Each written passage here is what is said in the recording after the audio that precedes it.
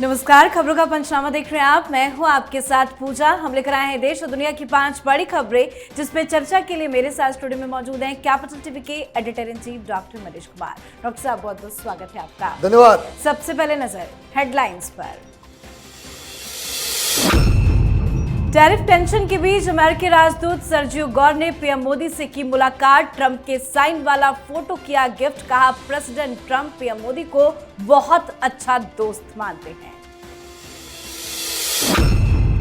बिहार चुनाव को लेकर महागठबंधन में सीटों का संग्राम। तेजस्वी का नौकरी का बड़ा दाव और कोर्ट का बुलावा।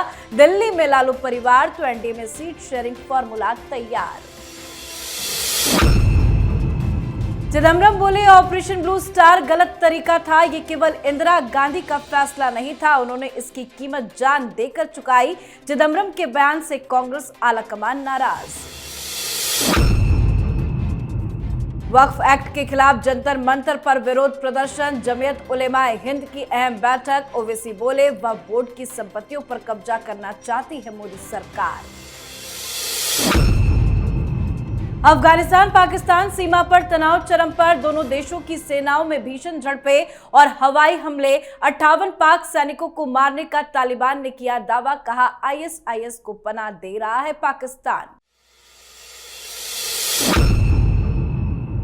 खबरों की शुरुआत में सबसे पहले बात पीएम मोदी से जुड़ी। अमेरिका के राजदूत सर्जियो गौर ने दिल्ली में प्रधानमंत्री नरेंद्र मोदी से मुलाकात की और दोनों देशों के बीच गहरी दोस्ती को और मजबूत करने का भरोसा जताया। गौर ने कहा कि अमेरिकी राष्ट्रपति डोनाल्ड ट्रंप पीएम मोदी को अपना बहुत अच्छा दोस्त मानते हैं।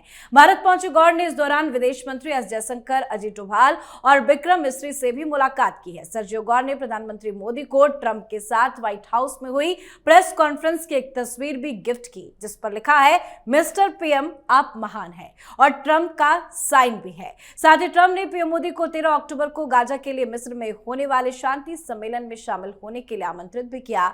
शांति सम्मेलन में शामिल होने के लिए मिस्र के राष्ट्रपति अब्देल फतह अल सीसी की तरफ से भी प्रधानमंत्री मोदी को न्योता आया है। क्या ट्रंप ने अमेरिका से पीएम मोदी के लिए संदेश भेजा? देखिए, डोनाल्ड ट्रंप के बहुत ही खासम खास है ये जितनी सारी टैरिफ की बातचीत हो रही थी, उस वक्त अमेरिका का कोई भी एम्बेसडर हिंदुस्तान में नहीं था। अब जिन्हें भेजा गया, ये इंपॉर्टेंट होता है डिप्लोमेसी में कि किस व्यक्ति को आप कौन से देश में भेजते हैं, उससे पता चलता है कि आप उस देश को कितना आप महत्व दे रहे हैं। तो ये जो सर्गेई गौर हैं, ये डोनाल्ड ट्रंप के बिल्कुल इनर सर्कल के व्यक्ति और इनके कैंपेन का पूरा इंचार्ज ये हुआ करते थे। और इतना नजदीकी व्यक्ति बिल्कुल खासम खास हिंदुस्तान भेजने का मतलब ये है कि डोनाल्ड ट्रंप भारत के साथ रिश्तों को किस तरीके से मापते हैं। मतलब ये कि उनके आते ही आपने देखा कि 3-4 चीजें आई, 3-4 खबरें हुई। डोनाल्ड ट्रंप और प्रधानमंत्री मोदी के साथ 2-2 बार बातचीत हो गई। इनविटेशन आ गया कि इजिप्ट में जो गाजा पीस प्लान के ऊपर जो बैठक होनी है, उसमें मुलाकात होगी। और खबर यह भी आ रही है कि इस मुलाकात के दौरान जो हिंदुस्तान और अमेरिका के बीच जो टैरिफ को लेकर के समझौता हुआ है, उसको भी पब्लिक किया जाएगा। जी, अब बात बिहार विधानसभा चुनाव की। बिहार चुनाव से पहले राज्य की राजनीति में गर्माहट बढ़ गई है। लालू प्रसाद यादव और उनके बेटे तेजस्वी यादव अपनी मां राबड़ी देवी के साथ दिल्ली पहुंच गए हैं। दिल्ली यात्रा का मुख्य उद्देश्य राउज एवेन्यू कोर्ट में पेशी के संबंध से जुड़ा हुआ है, जिसमें कोर्ट का बुलावा आया है। साथ ही कांग्रेस आलाकमान के साथ आगामी चुनाव के लिए सीट शेयरिंग और मुख्यमंत्री पद के चेहरे पर महत्वपूर्ण चर्चा भी होनी है। कांग्रेस आरजेडी में सीट बंटवारे को लेकर पेच अभी भी फंसा हुआ है। खबरों के मुताबिक कांग्रेस 60 सीटों पर चुनाव लड़ने की मांग कर रही है, लेकिन तेजस्वी यादव 53 से 54 सीटें देने को तैयार है। तो दूसरी तरफ एनडीए में सीट बंटवारा फाइनल हो चुका है। एनडीए में मांझी की पार्टी के साथ सीट शेयरिंग को लेकर बात बन गई है। 6 सीटों पर चुनाव लड़ेगी हम, तो वहीं चिराग भी संतुष्ट बताए जा रहे हैं। सर, चुनाव को लेकर क्या कुछ चल रहा है महागठबंधन और एनडीए में? देखिए, कल का दिन बहुत ही ज्यादा इंपॉर्टेंट है। कोर्ट के अंदर लैंड फॉर जॉब स्कैम का फाइनल रिकॉग्निशन होना। अगर कोर्ट ने कहा कि जो आरोप लगाए गए वो सही है और इनके ऊपर कार्रवाई शुरू होगी तो इसका मतलब ये हो गया कि चुनाव से पहले कोर्ट की तरफ से बहुत बड़ा झटका तेजस्वी यादव, क्योंकि वो खुद एक आरोपी हैं। तो ये कैंपेन का, पूरे चुनाव का एक बहुत फोकल मुद्दा बन जाएगा और यही कांग्रेस पार्टी के सूत्र बता रहे हैं कि ये सारे लोग 13 तारीख का ही इंतजार कर रहे थे। चीजों को आगे इसलिए लेके जाया जा रहा है, यही कारण है कि मुख्यमंत्री के नाम पे तेजस्वी यादव के ऊपर कांग्रेस पार्टी मुहर नहीं लगा रही थी। कल अगर ये आरोपी साबित हो जाते हैं, इनके ऊपर कार्रवाई शुरू हो जाती है, कोर्ट का आदेश तेजस्वी के खिलाफ आ जाता है, तो आप ये समझिए कि फिर कांग्रेस पार्टी इन्हें अपने मुख्यमंत्री का चेहरा नहीं बनाएगी। ये इस तरह की खबर आ रही है। नंबर 2, जैसे ही आप एक आरोपी बनेंगे तो महागठबंधन के अंदर आपकी बार्गेनिंग पावर भी वो कम होगी। तमाम लोग जो ये कहेंगे कि भाई साहब अब आप तो आरोपी बन गए, पिताजी चारा के केस में फंस गए और आप अभी इस लैंड फॉर जॉब स्कैम में फंस गए, तो उनकी नेगोशिएटिंग पावर भी कम होगी। एक तो मसला पहले से फंसा हुआ है और पेचीदा हो जाएगा। रही बात महागठबंधन की, तो वहां सिर्फ घोषणा बाकी है। जो कुछ भी बातचीत चल रही थी वो सर्टेन सीट्स के ऊपर, जैसे मांझी साहब हैं वो सिकंदरा मांग रहे थे, उनको मनाया गया है। उसी तरीके से कई सारी सीटों के ऊपर जहां जेडीयू पिछली बार जीत गई, या वो लोग जहां से चिराग पासवान के उम्मीदवार जीते बाद में जेडीयू चले गए, तो seat specific as far as numbers are concerned, वो नंबर पे एक राय हो चुका है।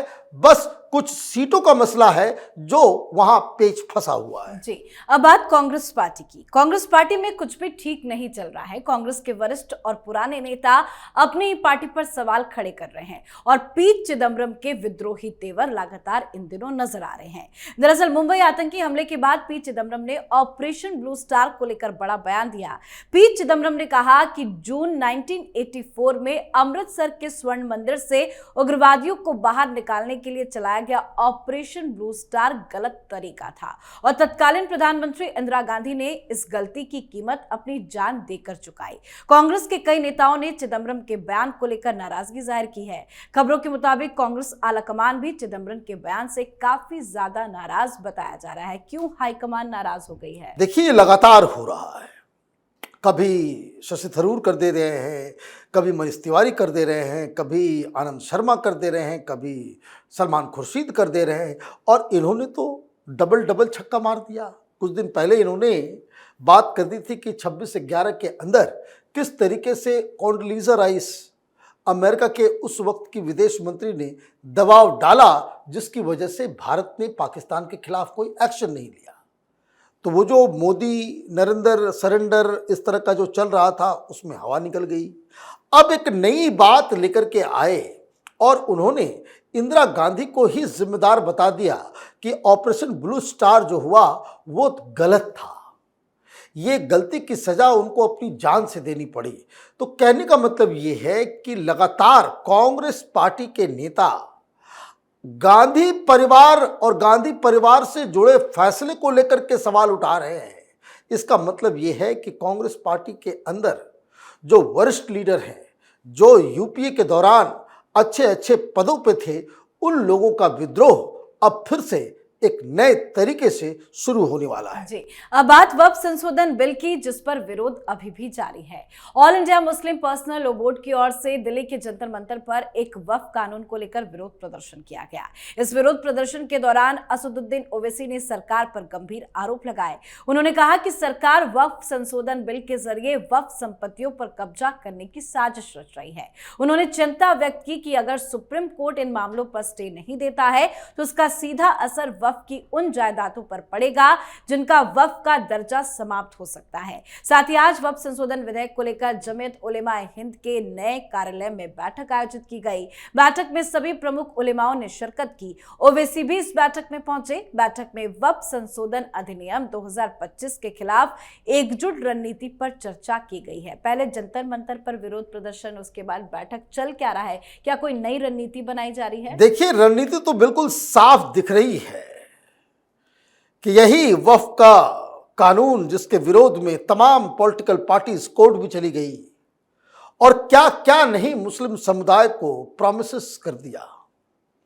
बिहार में चुनाव से पहले एक बड़ी रैली इमारत सरिया की तरफ से किया गया पटना में गांधी मैदान में, जिसमें तमाम पॉलिटिकल पार्टीज विपक्ष के वो सारे लोग जो मुस्लिम वोट बैंक की चाहत रखने वाले लोग उसमें शरीक हुए, उसमें शामिल हुए।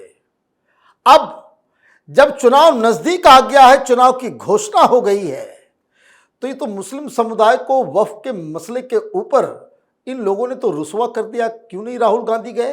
अब तो वो विदेश से भी आ गए। तेजस्वी यादव दिल्ली में हैं, राहुल गांधी से मुलाकात करने वाले हैं, तो आज जंतर मंतर में क्यों नहीं पधारे? कहाँ हैं बाकी सारे लोग? इसका मतलब ये है कि ये लोग जानते हैं कि अगर इस वक्त वक्फ का मसला उठ जाएगा और पोलराइजेशन हो गया तो चुनाव हार सकते हैं। तो मुस्लिम समुदाय को किस तरीके से विपक्ष की तथा कथित सेकुलर पार्टियां वोट बैंक की तरह इस्तेमाल करती है, वो आज के प्रदर्शन से समझ में आ जाना चाहिए। जी, अब बात आज की आखिरी खबर की। अफगानिस्तान की तालिबानी सरकार के विदेश मंत्री आमिर खान मुत्तकी इस वक्त भारत के दौरे पर है, पर इसी बीच पाकिस्तान और अफगानिस्तान के बीच तनाव एक बार फिर खतरनाक मोड़ पर पहुंच गया है। पाकिस्तान ने तहरीके तालिबान पाकिस्तान के खिलाफ एक्शन लेते हुए अफगानिस्तान पर हमला बोला था। अब इस हमले के बाद दोनों देशों में बवाल मच गया। खैबर पख्तूनख्वा और बलूचिस्तान के कई इलाकों में अफगान सैनिकों की ओर से फायरिंग की गई। दोनों ओर से तोप के गोले दागे जा रहे हैं। खबर है कि 58 पाकिस्तानी सैनिकों की मौत भी हो गई है, जिसका दावा तालिबान ने किया है। इस दौरान बड़ी मात्रा में पाकिस्तानी हथियार भी अफगान बलों के कब्जे में आ गए हैं। सर, क्या चल रहा है पाकिस्तान और अफगानिस्तान? देखिए, एक तरीके से वॉर शुरू हो गया है। जिस तरह से हिंदुस्तान पाकिस्तान में चल रहा था, अफगानिस्तान और पाकिस्तान में चल रहा है। आपके कुछ अधिकारी मरते हैं वेडनेसडे के दिन, आप काबुल पे हमला कर देते हो। उसका खामियाजा ये होता है कि आपके पुलिस ट्रेनिंग इंस्टीट्यूट के अंदर घुस के 50 से 60 ट्रेनी पुलिस ऑफिसर्स की मौत हो जाती है। अब इसके बाद पाकिस्तान ने एक और काम किया। पाकिस्तान ने कंधार में जो अफगानिस्तान तालिबान की मिलिट्री इंस्टीट्यूशन है उसके ऊपर बमबारी की, मतलब काबुल के ऊपर भी एयर स्ट्राइक किया और कंधार के ऊपर भी एयर स्ट्राइक किया। और फिर बॉर्डर पे कई इलाकों पे तालिबान के लड़ाकों और पाकिस्तानी आर्मी के बीच झड़प शुरू हो गई। अब तालिबान की तरफ से यह कहा जा रहा है कि 58 लोगों की मौत हुई है पाकिस्तानी आर्मी की, और 24 चौकियां जो पाकिस्तानी आर्मी की थी उसको कब्जा कर लिया। और सबूत के तौर पे इस बात को समझिए, ये पाकिस्तान के लिए कितना शर्मनाक है कि उन बूथ्स के ऊपर, उन चौकियों के ऊपर जो तालिबान ने कब्जा किया उसकी तस्वीरें आ रही है बाकायदा। किस तरीके से इन लोगों ने, और जो बताया ये जा रहा है कि तालिबानी लड़ाके बॉर्डर के अंदर से गोलीबारी शुरू किया, और जब वो अंदर घुसे ये पाकिस्तानी आर्मी के तमाम लोग वहां से भाग खड़े हुए। कई सारे वीडियोज आ रहे हैं जिसमें पाकिस्तान के आर्मी के जवानों के, अधिकारियों के, उनको जिंदा पकड़ा गया है। जिंदा पकड़ के उनसे कबूलनामा करवा करके बाकायदा सोशल मीडिया में शेयर किया जा रहा है। पाकिस्तान के लिए अब दो फ्रंट पे लड़ाई शुरू हो गई है। वैसे अब ये शांत इसलिए पड़ा है क्योंकि कतर और भी मुस्लिम कंट्रीज ने इसमें इंटरवीन किया और दोनों ही साइड को कहा है कि भाई गोलियां चलाना बंद करो। तो अभी थोड़ी राहत लग रही है, लेकिन ये बड़ी ही विस्फोटक स्थिति है। जी, बहुत बहुत धन्यवाद सर बातचीत के लिए। धन्यवाद। तो खबरों का पंचनामा में आज के लिए फिलहाल इतना ही। देश विदेश की बाकी खबरों और उनके सटीक एनालिसिस के लिए देखते रहिए कैपिटल टीवी। हमें लाइक कीजिए, शेयर कीजिए और कैपिटल टीवी को सब्सक्राइब कीजिए। नमस्कार।